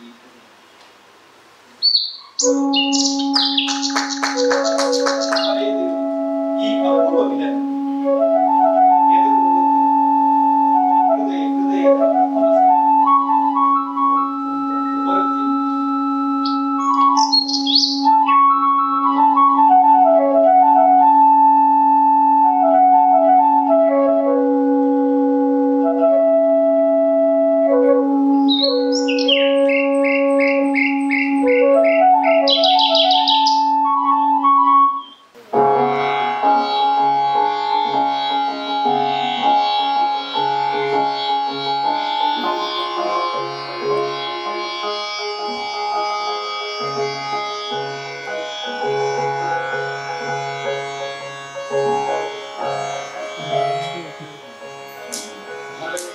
ಲಕ್ಷ್ಮಿ, ಪ್ರತಿ ಸೋಮವಾರ ತಪ್ಪದೆ ಪೂಜೆಗೆ ಬರುವ ನಿನ್ನ ಶ್ರದ್ಧಾ ಭಕ್ತಿಯನ್ನು ಹೋರಾಡಿದರೂ ಸಾಲು. ಸದಾ ನಾಡಿನ ಒಂದು ಹಿತವನ್ನೇ ಬಯಸಿ ಪ್ರಾರ್ಥಿಸಿದ ನಿನ್ನ ಪ್ರಾರ್ಥನೆಗೆ ಸೋಮೇಶ್ವರ ಪೂಜ್ಯ, ನಾಡು ಭದ್ರವಾಗಿದ್ದರೆ ತಾನೇ ನಮ್ಮ ಸ್ಥಾನ ಭದ್ರವಾಗಿರುವುದು. ಧರ್ಮವನ್ನು ನಾವು ರಕ್ಷಿಸಿದರೆ ಧರ್ಮವು ನಮ್ಮನ್ನು ರಕ್ಷಿಸುತ್ತದೆ. ನಮ್ಮ ನುಡಿ ಸಂಸ್ಕೃತಿ ಉಳಿಯಬೇಕಾದರೆ ನಾಡು ಸುಭದ್ರವಾಗಿ ಸುಭಿಕ್ಷವಾಗಿ ಇರಬೇಕೆಂದು ಬಯಸುವುದು ನಮ್ಮ ಕರ್ತವ್ಯವಲ್ಲದೆ. ನಿಜ ನಿಜ, ನೀನು ಎಷ್ಟೇ ಆದರೂ ದೇಶಭಕ್ತ ನೇಗೂಡರ ಮೊಮ್ಮಗಳಲ್ಲದೆ ವಂಶಕ್ಕೆ ತಕ್ಕಂತೆ ನಿನ್ನ ಬಾಯಲ್ಲಿ ಮಾತುಗಳು ಬರುವುದು ಸಹಜ. ಪೂಜ್ಯ, ನುಡಿಯುವವನು ನುಡಿಸುವುದನ್ನು ನಡೆಸುವವನು ಈ ಸೋಮೇಶ್ವರನೇ ಅಲ್ಲ. ಎಲ್ಲವೂ ದೇವ ಮಾನವರ ಮಧ್ಯೆ ಸೇತು ನಿಂತಿರುವ ನಿಮ್ಮ ಆಶೀರ್ವಾದ. ಗುರು ಹಿರಿಯರಲ್ಲಿ ನಿನಗಿರುವ ಭಕ್ತಿ ಭಾವ ಸಕಲರಿಗೂ ಅಗಮ್ಯವಾಗಿದೆ. ನಿನ್ನನ್ನು ಪಡೆದ ಮಾತಾಪಿತರು ನಿಜಕ್ಕೂ ಹಿರಿಯರು. ಓಂ ಸೋಮೇಶ್ವರ ದೇವತಾ ಅರ್ಚನಾ ಕರಿಷ್ಯೆ. ಕಶ್ಯಪ ಗೋತ್ರ ಅಶ್ವಿನಿ ನಕ್ಷತ್ರ ಚಿರಂಜೀವಿ ಲಕ್ಷ್ಮಿ ನಾಮಧೇಯ. ಪೂಜ್ಯ, ನಾನು ಅರ್ಚನೆ ಮಾಡಿ ಎಂದು ಹೇಳಿದ್ದು ನನ್ನ ನಾಮಧೇಯವಾಗಿಲ್ಲ. ನಾನು ಜನ್ಮ ತಳೆದ ಭೂಮಿ ಯಲಹಂಕ ಭೂಪಾಲರ ನಾಮಧೇಯದ ಮೇಲೆ. ನಿನ್ನ ಮತ್ತು ನಿನ್ನ ಕುಟುಂಬದ ಶ್ರೇಷ್ಠಿಗಾಗಿ ದೇವತಾರ್ಚನೆ ಮಾಡಿಸುವುದು ನನ್ನ ರೀತಿ ಅಲ್ಲವೇ? ರೀತಿ ಮಾನವನ ಪದ್ಧತಿಯಾದರೂ ನೀತಿಯು ಪಾಲಿಸುವವರ ಶ್ರೇಯಸ್ಸಲ್ಲಿ ಕೂರುವುದೇ ಮಾನವ ಧರ್ಮವೆಂದು ಹೇಳುತ್ತದೆ. ಪೂಜ್ಯ, ನಾಡಿನ ಸರ್ವ ಜನರನ್ನು ಪಾಲಿಸಿ ಪೋಷಿಸುತ್ತಿರುವವರು ನಮ್ಮ ಪ್ರಭುಗಳಲ್ಲವೇ? ಅದು ಅಲ್ಲದೆ ಪ್ರಜಾ ಪರಿಪಾಲನೆಯಲ್ಲಿ ಶ್ರೀರಾಮಚಂದ್ರನನ್ನೇ ಮೀರಿಸುವಂತಹ ದೊರೆಗಳು ನಮಗಿರುವಾಗ, ನಾಡಿನ ಮೂಲೆ ಮೂಲೆಗಳಲ್ಲೂ ದೀನ ದುರ್ಬಲರ ಬಾಯಲ್ಲೂ ಕೆಂಪೇಗೌಡರ ಗುಣಗಾನವೇ ಮೊಳಗುತ್ತಿರುವಾಗ ನಾನು ನನ್ನ ಕುಟುಂಬದ ಶ್ರೇಯಸ್ಸನ್ನು ಬಯಸಲಿ. ಈ ನಾಡಿನ ಸಾವಿರಾರು ವರ್ಷದ ಪುಣ್ಯದ ಫಲವಲ್ಲದೆ ನಮ್ಮ ದೊರೆಗಳು ಹಾಗೂ ಅವರ ಕುಟುಂಬಕ್ಕೆ ಕಿಂಚಿತ್ ತೊಂದರೆಯಾದರೂ ಈ ನಾಡಿಗೆ ತೊಂದರೆಯಾಗುತ್ತಲ್ಲವೇ? ಯಲಹಂಕದ ಭೂಪಾಲರು ನೂರ್ಕಾಲ ಮಾಡಬೇಕು. ಅವರ ಕೈಯಲ್ಲಿ ಯಲಹಂಕ ನಾಡಿನ ಕೀರ್ತಿ ಬೆಳಗಬೇಕು. ಆದ್ದರಿಂದ ಅವರಿಗೆ ಶುಭವಾಗುವಂತೆ ಅರ್ಚನೆ ಮಾಡಿ ಪೂಜೆ. ಚಿಕ್ಕವಳಾದರೂ ಎಂತಹ ಮುತ್ತಿನಂತ ಇದೆಯಮ್ಮ. ನಿನ್ನ ಧರ್ಮ ನೀತಿಗೆ ಆ ಭಗವಂತನೇ ಮೆಚ್ಚಿ ತೂಗುವಂತಾಯಿತು ಮಗು. ನಿನ್ನ ಸದಿಚೆಯಂತೆ ಸೋಮೇಶ್ವರನು ಪ್ರಭುಗಳಿಗೆ ಚಿರಂಜೀವತ್ವವನ್ನು ದಯಪಾಲಿಸಲಿ. ರಾಜಾ ಕೆಂಪೇಗೌಡ ನಾಮಧೇಯಸ್ಥೆ ಶಿವಸ್ತೋತ್ರ ಪೂಜಾಂಚ ಕರಿಷ್ಯೆ. ಓಂ ತತ್ಪುರುಷಾಯ ವಿದ್ಮಹಿ ಮಹಾದೇವಿ ದೇವಿ ಸಮುದ್ರ ಪ್ರಚೋದಯತ್. ಓಂ ಜಲಕಂಠೇಶ್ವರಾಯ ನಮಃ. ಓಂ ನಂಜುಕೇಶ್ವರಾಯ ನಮಃ. ಓಂ ಚಂದ್ರಮೌಳೇಶ್ವರಾಯ ನಮಃ. ಮೃತ್ಯುಂಜಯ ನಮಃ. ಓಂ ಸರ್ವಗಣ ನಮಃ.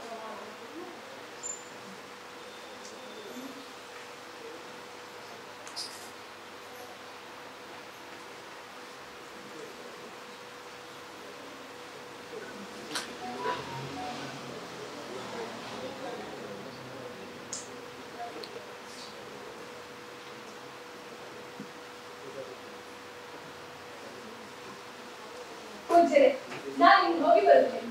ಹೋಗಿ ಬಾ ಮಗಳೇ. ಸೋಮೇಶ್ವರನಿಗೆ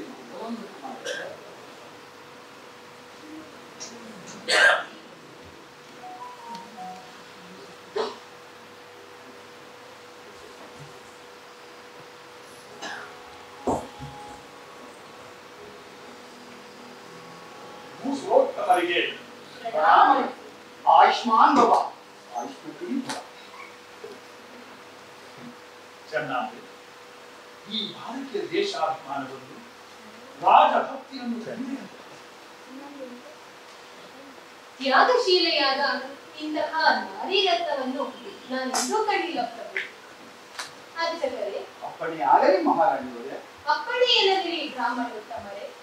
ತಮ್ಮ ಬಾಯಿಯಿಂದ ಹೊರಡುವ ಆಶೀರ್ವಾದವನ್ನೇ ನಮ್ಮ ಶಿರದಲ್ಲಿ ಧರಿಸಿ ಸಾಷ್ಟಾಂಗವೆರಗುವ ಪ್ರಜಾ ಪ್ರತಿನಿಧಿಗಳು ನಾವು. ಈಗ ಪೂಜೆಗೆ ಬಂದು ಹೋದ ಹೆಣ್ಣು ಯಾರೆಂದು ಅರಿತಿದ್ದರೆ ತಿಳಿಸಬಲ್ಲಿರಾ?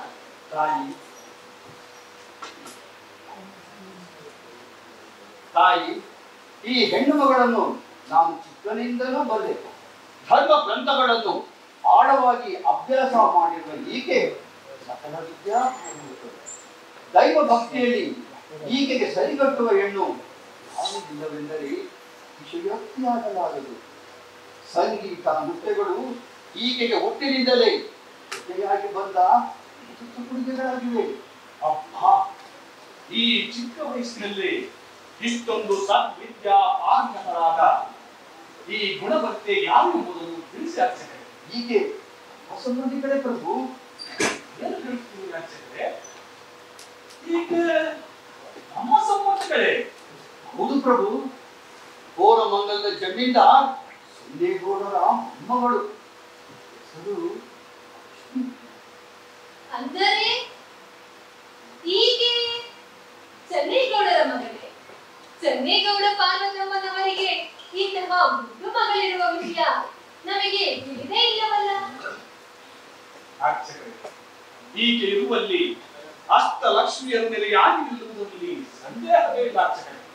ಸತ್ಯ ಪ್ರಭು. ಹೆಸರಿಗೆ ತಕ್ಕ ಹಾಗೆ ಮಹಾಲಕ್ಷ್ಮಿಯೇ ಸರಿ. ತಾಯಿಯ ಎಲ್ಲಾ ಸದ್ಗುಣಗಳನ್ನು ಮೈಗೂಡಿಸಿಕೊಂಡಿರುವ ಲಕ್ಷ್ಮಿ ತನ್ನ ಪ್ರೀತಿಯ ಚಿಕ್ಕಪ್ಪನಿಂದ ಯುದ್ಧ ವಿದ್ಯೆಯನ್ನೂ ಕಲಿತಿದ್ದಾಳೆ. ತನ್ನ ತಾತನವರಿಂದ ಪುರಾಣ ಪುಣ್ಯ ಕಥಾಸಾರವನ್ನು ಕರಗತ ಮಾಡಿಕೊಂಡಿರುವ ಈ ಲಕ್ಷ್ಮಿ ಈ ಕುಲದಲ್ಲಿ ಹೆಚ್ಚು ಕಾಣುವ ಚುಕ್ಕಿ ಎಂತೆಂದರೆ ತಾಯಿಯನ್ನು ಕಳೆದುಕೊಂಡ ಈ ಭಗವತಿ ಮಗುವನ್ನು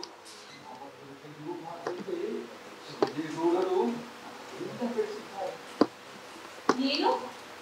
ಈಕೆಯ ತಾಯಿ ಪಾರ್ವತಮ್ಮನವರು ಸ್ವರ್ಗಸ್ಥರಾದರೆ ಲಕ್ಷ್ಮಿ 5 ವರ್ಷದ ಮಗುವಾಗಿದ್ದಾಗಲೇ ತೀರಿಕೊಂಡರು ತಾಯಿ. ಹೀಗಾಗಬಾರದಿತ್ತು. ಸ್ವಾಮಿ, ನನ್ನದೊಂದು ಸಲಹೆಯನ್ನು ತಾವು ಅಂಗೀಕರಿಸುವುದಾದರೆ? ಅಂಗೀಕಾರಾರ್ಹವಲ್ಲದ ಸಲಹೆಯನ್ನು ಮಹಾರಾಣಿಯವರು ಎಂದೂ ನೀಡಲಾರ. ಆ ಸಲಹೆಯನ್ನು ನಿಸ್ಸಂಕೋಚದಿಂದ ತಿಳಿಸಬಹುದು.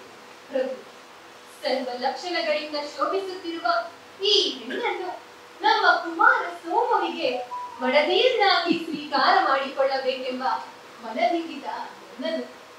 ಮನದಿಂಗಿತವೇನೋ ಮಹತ್ವಪೂರ್ಣವಾಯಿತು. ಅಸಾದೃಶ್ಯ ರೂಪ, ಲಾವಣ್ಯ, ವಿನಯ, ಗಾಂಭೀರ್ಯಗಳಲ್ಲಿ ಹೀಗೆ ನಮ್ಮ ಯುವರಾಜನಿಗೆ ತಕ್ಕ ಜೋಡಿ. ಈಕೆಗಿರುವ ರಾಜ್ಯದ ಹಿತಚಿಂತನೆ, ದೈವ ಭಕ್ತಿ ನಾವು ಒಪ್ಪಿಗೆ. ಆದರೆ ಈಕೆ ಹಿರಿಯರ ಒಪ್ಪಿಗೆ ದೊರೆತಿರ್ತಾನೆ ನಮ್ಮ ಅತಿಷ್ಟ ನೆರವೇರುವುದು. ಅರಸರು ಅನ್ಯತಾ ಭಾವಿಸದಿದ್ದರೆ ಈ ಮಂಗಳ ಕಾರ್ಯದ ಸಾಧ್ಯವನ್ನು ನಾನೇ ವಹಿಸುತ್ತೇನೆ. ತಮ್ಮ ಇಚ್ಛೆಯನ್ನೇ ಆಗಬೇಕು ಇಚ್ಛೆ. ಈ ತಮ್ಮ ಸಾರಥ್ಯ ಶಿವ ಗಿರಿಜೆಯರ ವಿವಾಹದ ನಿಷ್ಕರ್ಷೆಯಲ್ಲಿ ನಮ್ಮ ದೇವರೇ ಕಳಿಸಿಕೊಂಡಂತಾಗುವುದು. ನನ್ನ ಮತ್ತೊಂದು ಅದೇನು ಅರ್ಚಕರೇ? ಸೊನ್ನೇಗೌಡರ ದ್ವಿತೀಯ ಪುತ್ರ ವೀರಣ್ಣಗೌಡರು ನನ್ನ ವಿದ್ಯೆಗಳಲ್ಲಿ ಮಹಾನಿಪುಣರು ಆಗಿದ್ದಾರೆ. ಅವರಿಗೆ ಯಲಹಂಕ ನಾಡಿನ ರಕ್ಷಣಾ ಸ್ತಂಭಗಳಂತಿರುವ ರಣವೀರರ ಸಮುದಾಯದಲ್ಲೊಂದು ಸ್ಥಾನವಿದ್ದರೆ ಶೋಭಿಸುವುದೆಂದು ನಮ್ಮ ಸಲಹೆ ಸೂಕ್ತವಾಗಿದೆ. ನಮ್ಮನ್ನು ಕಾಣುವಂತೆ ಅವರಿಗೆ ತಿಳಿಸ.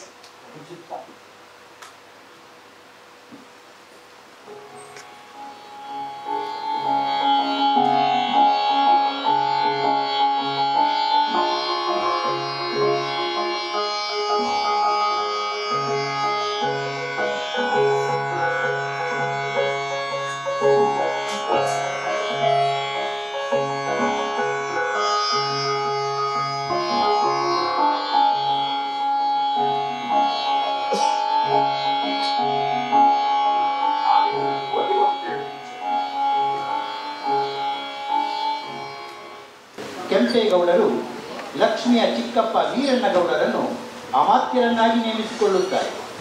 ಯಲಹಂಕ ನಾಡಿನಲ್ಲಿ ಭೀಕರವಾದ ಬರ ಆವರಿಸುತ್ತದೆ. ಬರ ಪರಿಹಾರಕ್ಕಾಗಿ ಕೆಂಪೇಗೌಡರು ಬಹಳಷ್ಟು ಶ್ರಮಿಸುತ್ತಾರೆ. ಅರಮನೆಯ ಬೊಕ್ಕಸವೆಲ್ಲ ಬರಿದಾಗುತ್ತದೆ.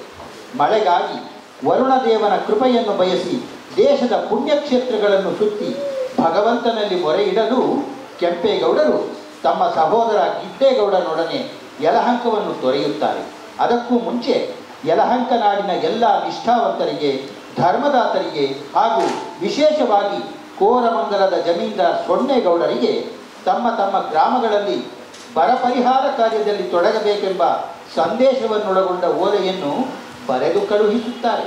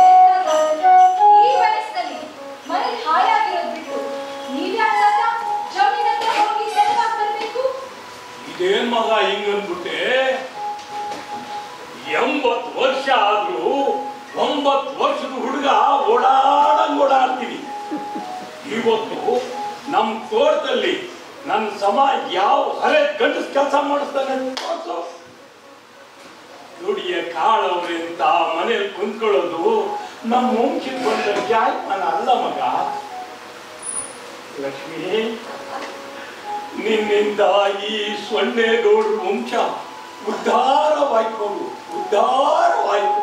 ಅಪ್ಪಾಜಿ, ನಿಮ್ಮ ಮೊಮ್ಮಗನಿಂದ ನಮ್ಮ ವಂಶನೇ ಉದ್ಧಾರ ಆಗುವಂತಹ ಘನ ಕಾರ್ಯ ಏನ್ ನಡೀತು ಈಗ?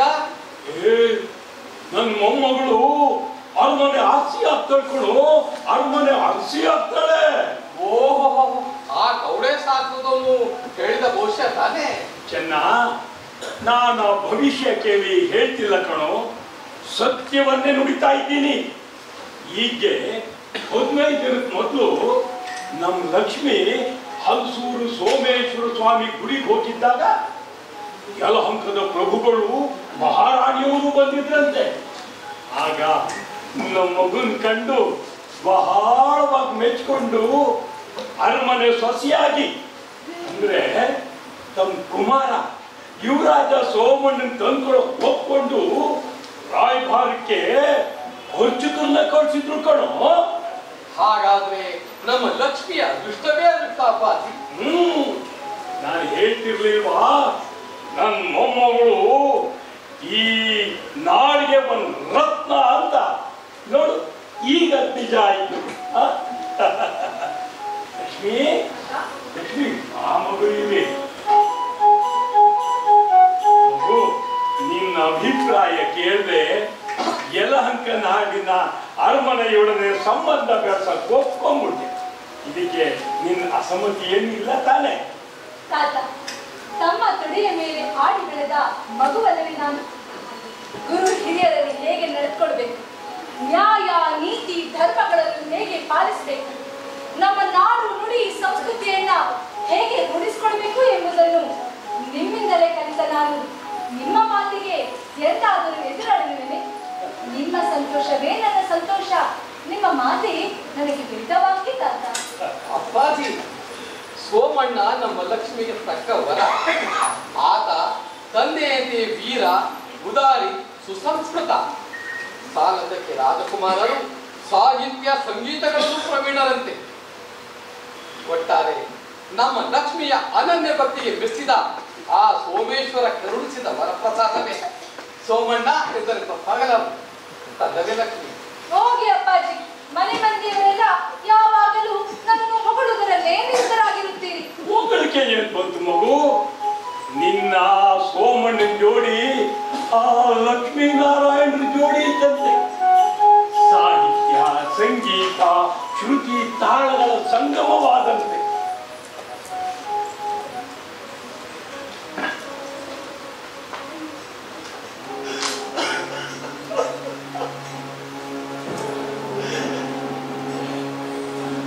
ಈ ಸಮಯದಲ್ಲಿ ನಮ್ಮ ಲಕ್ಷ್ಮಿ ತಾಯಿ ಪಾರ್ವತಿ ಇದ್ದಿದ್ರೆ ಎಷ್ಟು ಆನಂದ ಪಟ್ಟಿದ್ಲೋ ಏನೋ. ಹೇಳಿ ಅಪ್ಪಾಜಿ, ಬೇಡಿ.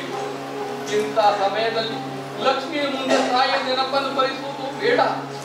ತಾತ, ತಾಯಿಯ ನೆನಪನ್ನು ಮರೆಸುವಷ್ಟು ನನ್ನನ್ನು ಚೆನ್ನಾಗಿ ಬೆಳೆಸಿದ್ದಿದ್ದು ಅಪ್ಪ, ಚಿಕ್ಕಪ್ಪ ಹಾಗೂ ತಮ್ಮ ಪ್ರೀತಿ ವಾತ್ಸಲ್ಯಗಳು ನನ್ನನ್ನು ಸಂತೋಷದ ಹೊನ್ನಿನಲ್ಲಿ ತೇಲಾಡಿಸಿತು. ತಾಯಿಯನ್ನು ಅಗಲಿದ ತಪ್ಪಲಿತನವನ್ನು ಹೋಗಲಾಡಿಸಿತು. ನಿಮ್ಮಗಳ ಕಣ್ಣಿನಲ್ಲಿ ನೀರು ಬಂದರೆ ನಾನು ಸಹಿಸಲಾರೆ.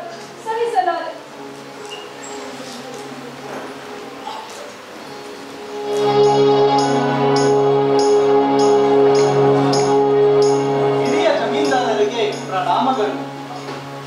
ಬನ್ನಿ. ಅಂದಹಾಗೆ ತಾವು? ನಾನು ಯಲಹಂಕ ಪ್ರಭುಗಳ ಅರಮನೆಯ ರಕ್ಷಣಾ ದಳದ ಸೇವಕ. ಪ್ರಭುಗಳಿಂದ ಸಂದೇಶ ತಂದಿದ್ದೇನೆ. ಇದು ಯಲಹಂಕ ಪ್ರಭುಗಳಿಂದ ಸಂದೇಶವೇ? ಚೆನ್ನಣ್ಣ, ಅದನ್ನು ಕಣ್ಣು ಓದ್ಕೊಂಡು ಓದಿ ಹೇಳು.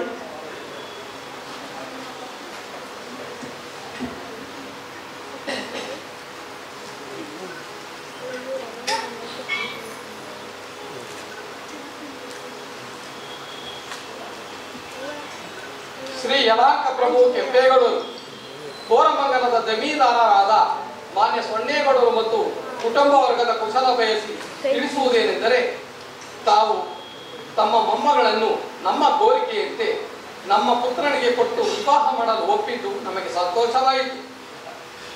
ಮತ್ತೊಂದು ಮುಖ್ಯ ವಿಷಯವೇನೆಂದರೆ, ತಮ್ಮ ದ್ವಿತೀಯ ಪುತ್ರ ವೀರಣ್ಣಗೌಡರನ್ನು ನಮ್ಮ ಅಮಾತ್ಯರನ್ನಾಗಿ ನೇಮಿಸಿಕೊಂಡಿದ್ದೇವೆ. ನಾಡಿನಲ್ಲಿ ಹರಡಿರುವ ಭೀಕರ ಪರಕ್ಕೆ ಪರಿಹಾರ ಹುಡುಕಲು ನಾವು ಮತ್ತು ನಮ್ಮ ತಮ್ಮ ಗಿಡ್ಡೇಗೌಡರು ದೈವ ಕೃಪೆಗಾಗಿ ಪುಣ್ಯಕ್ಷೇತ್ರಗಳಿಗೆ ತೆರಳುತ್ತಿದ್ದೇವೆ.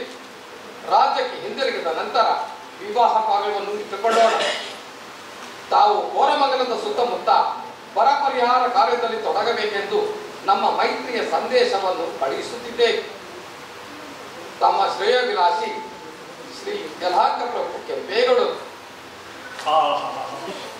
ಎಂತಹ ಧರ್ಮಾತ್ಮರು ನಮ್ಮ ಪ್ರಭುಗಳು. ಅಯ್ಯ ಯೋಧ, ಅರಮನೆ ಕಡೆ ಪರಿಸ್ಥಿತಿ ಹೇಗಿದೆ? ಪ್ರಭುಗಳು ನಿನ್ನೆಯೇ ಯಲಹಂಕವನ್ನು ತೊರೆದರು. ಅರಮನೆಯಲ್ಲೆಲ್ಲ ಸ್ಮಶಾನ ಮೌನ ಕವಿದಿದೆ. ರಾಜ್ಯದಲ್ಲಿ ಮಳೆ ಬೀಳದ ಹೊರತು ರಾಜ್ಯಕ್ಕೆ ಹಿಂದಿರುಗುವುದಿಲ್ಲ ಎಂದು ಪ್ರತಿಜ್ಞಾ ವಿಧಿಯನ್ನು ಸ್ವೀಕರಿಸಿ ಹೋಗಿದ್ದಾರೆ. ಯಲಹಂಕದ ಜನ ಸಮುದಾಯವೆಲ್ಲ ದುಃಖ ಸಾಗರದಲ್ಲಿ ಮುಳುಗಿದೆ. ಇನ್ನು ಚಿಂತಿಸಿ ಫಲವಿಲ್ಲ. ಚೆನ್ನಣ್ಣ, ನಾವು ಸಾಧ್ಯವಾದಷ್ಟು ಕೋರಮಂಗಲದ ಪ್ರಜೆಗಳು ಹಾಗೂ ಜಾನುವಾರುಗಳಿಗೆ ಆಹಾರ ನೀರನ್ನು ಒದಗಿಸೋಣ. ನಮ್ಮಲ್ಲಿರುವ ದವಸ ಧಾನ್ಯಗಳನ್ನು ಹಸಿದ ಪ್ರಜೆಗಳಿಗೆ ಹಂಚುವ ವ್ಯವಸ್ಥೆ ಮಾಡೋಣ. ಹಾಗೆಯೇ ಜಲವಸತಿ ಇರುವ ಕಡೆಯಲ್ಲೆಲ್ಲ ಆಳವಾದ ಬಾವಿಗಳನ್ನು ತೋಡಿಸಿ ಕುಡಿಯುವ ನೀರನ್ನು ಒದಗಿಸಲು ಪ್ರಯತ್ನಿಸೋಣ. ಅಯ್ಯ ಯೋಧ, ಪ್ರಭುಗಳ ಸಂದೇಶಕ್ಕೆ ತಕ್ಕಂತೆ ನಾವು ಶಕ್ತಿ ಮೀರಿ ಶ್ರಮಿಸಲಿದ್ದೇವೆ. ಮತ್ತೊಂದು ವಿಷಯವೇನೆಂದರೆ, ಮುಂದಿನ ಶುಕ್ರವಾರ ಅರಮನೆ ವತಿಯಿಂದ ಕೆಂಪಮ್ಮ ದೇವಿ ಜಾತ್ರೆಯನ್ನು ಏರ್ಪಡಿಸಲಾಗಿದೆ. ತಮಗೂ ತಮ್ಮ ಕುಟುಂಬ ಪರಿವಾರದವರೆಲ್ಲರಿಗೂ ಕೆಂಪಮ್ಮ ದೇವಿಯ ಜಾತ್ರೆಗೆ ಬರುವಂತೆ ಮಹಾರಾಣಿಯವರು ಆಹ್ವಾನವನ್ನು ಕಳಿಸಿದ್ದಾರೆ. ಹಾಗೆ ನಾವು ಕುಟುಂಬ ಪರಿವಾರದೊಡನೆ ಅಮ್ಮನವರ ಜಾತ್ರೆಗೆ ಬಂದು ಭಾಗವಹಿಸುವುದಾಗಿ ಮಹಾರಾಣಿಯವರಿಗೆ ತಿಳಿಸಿ, ತಾಯಿ ಕೆಂಪಮ್ಮ ಜಾತ್ರೆಯನ್ನು ಕಣ್ತುಂಬ ನೋಡಿ ನಾವು ಸಂತೋಷ ಪಡುವುದಾಗಿ. ಚೆನ್ನಣ್ಣ, ಯೋಧರಿಗೆ ಯೋಗ್ಯವಾದ ಅತಿಥಿ ಸತ್ಕಾರದೊಡನೆ ಬೀಳ್ಕೊಂಡು ಹೇ ಸೋಮೇಶ್ವರ, ಏನಪ್ಪ ನಿನ್ನ ಲೀಲೆ? ಮಹಾಮಾತೆ ಕೆಂಪಮ್ಮ ದೇವಿಗೆ, ಮಹಾಮಾತೆ ಕೆಂಪಮ್ಮ ದೇವಿಗೆ, ಮಹಾಮಾತೆ ಕೆಂಪಮ್ಮ ದೇವಿಗೆ, ಅವ್ರ ಭಾಗ ಮುತ್ತೈದೆಗೆ, ಕೆಂಪಮ್ಮ ದೇವಿಗೆ, ಕೆಂಪಮ್ಮ ದೇವಿಗೆ, ಮಹಾಮಾತೆ ಕೆಂಪಮ್ಮ ದೇವಿಗೆ, ಮಹಾಮಾತೆ ಕೆಂಪಮ್ಮ ದೇವಿಗೆ, ಮಹಾಮಾತೆ ಕೆಂಪಮ್ಮ ದೇವಿಗೆ.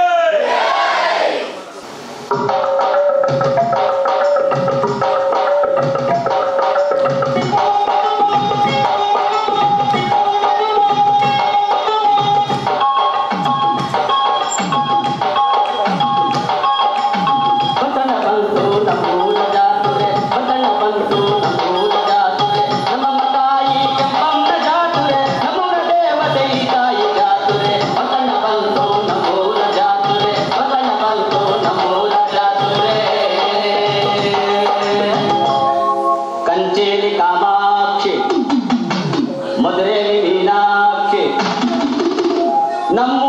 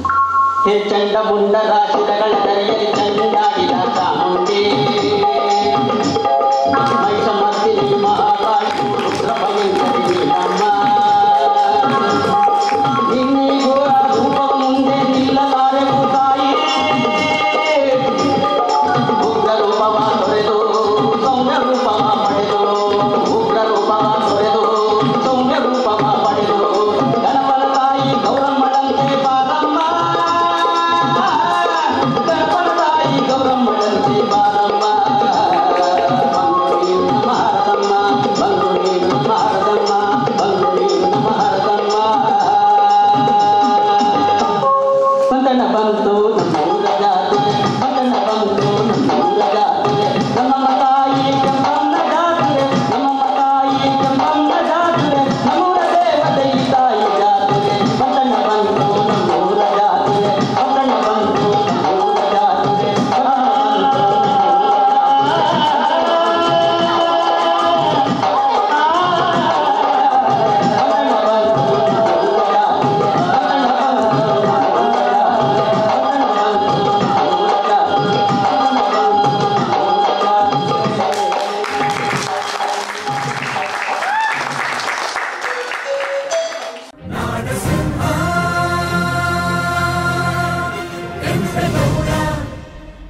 ಕೆಂಪೇಗೌಡ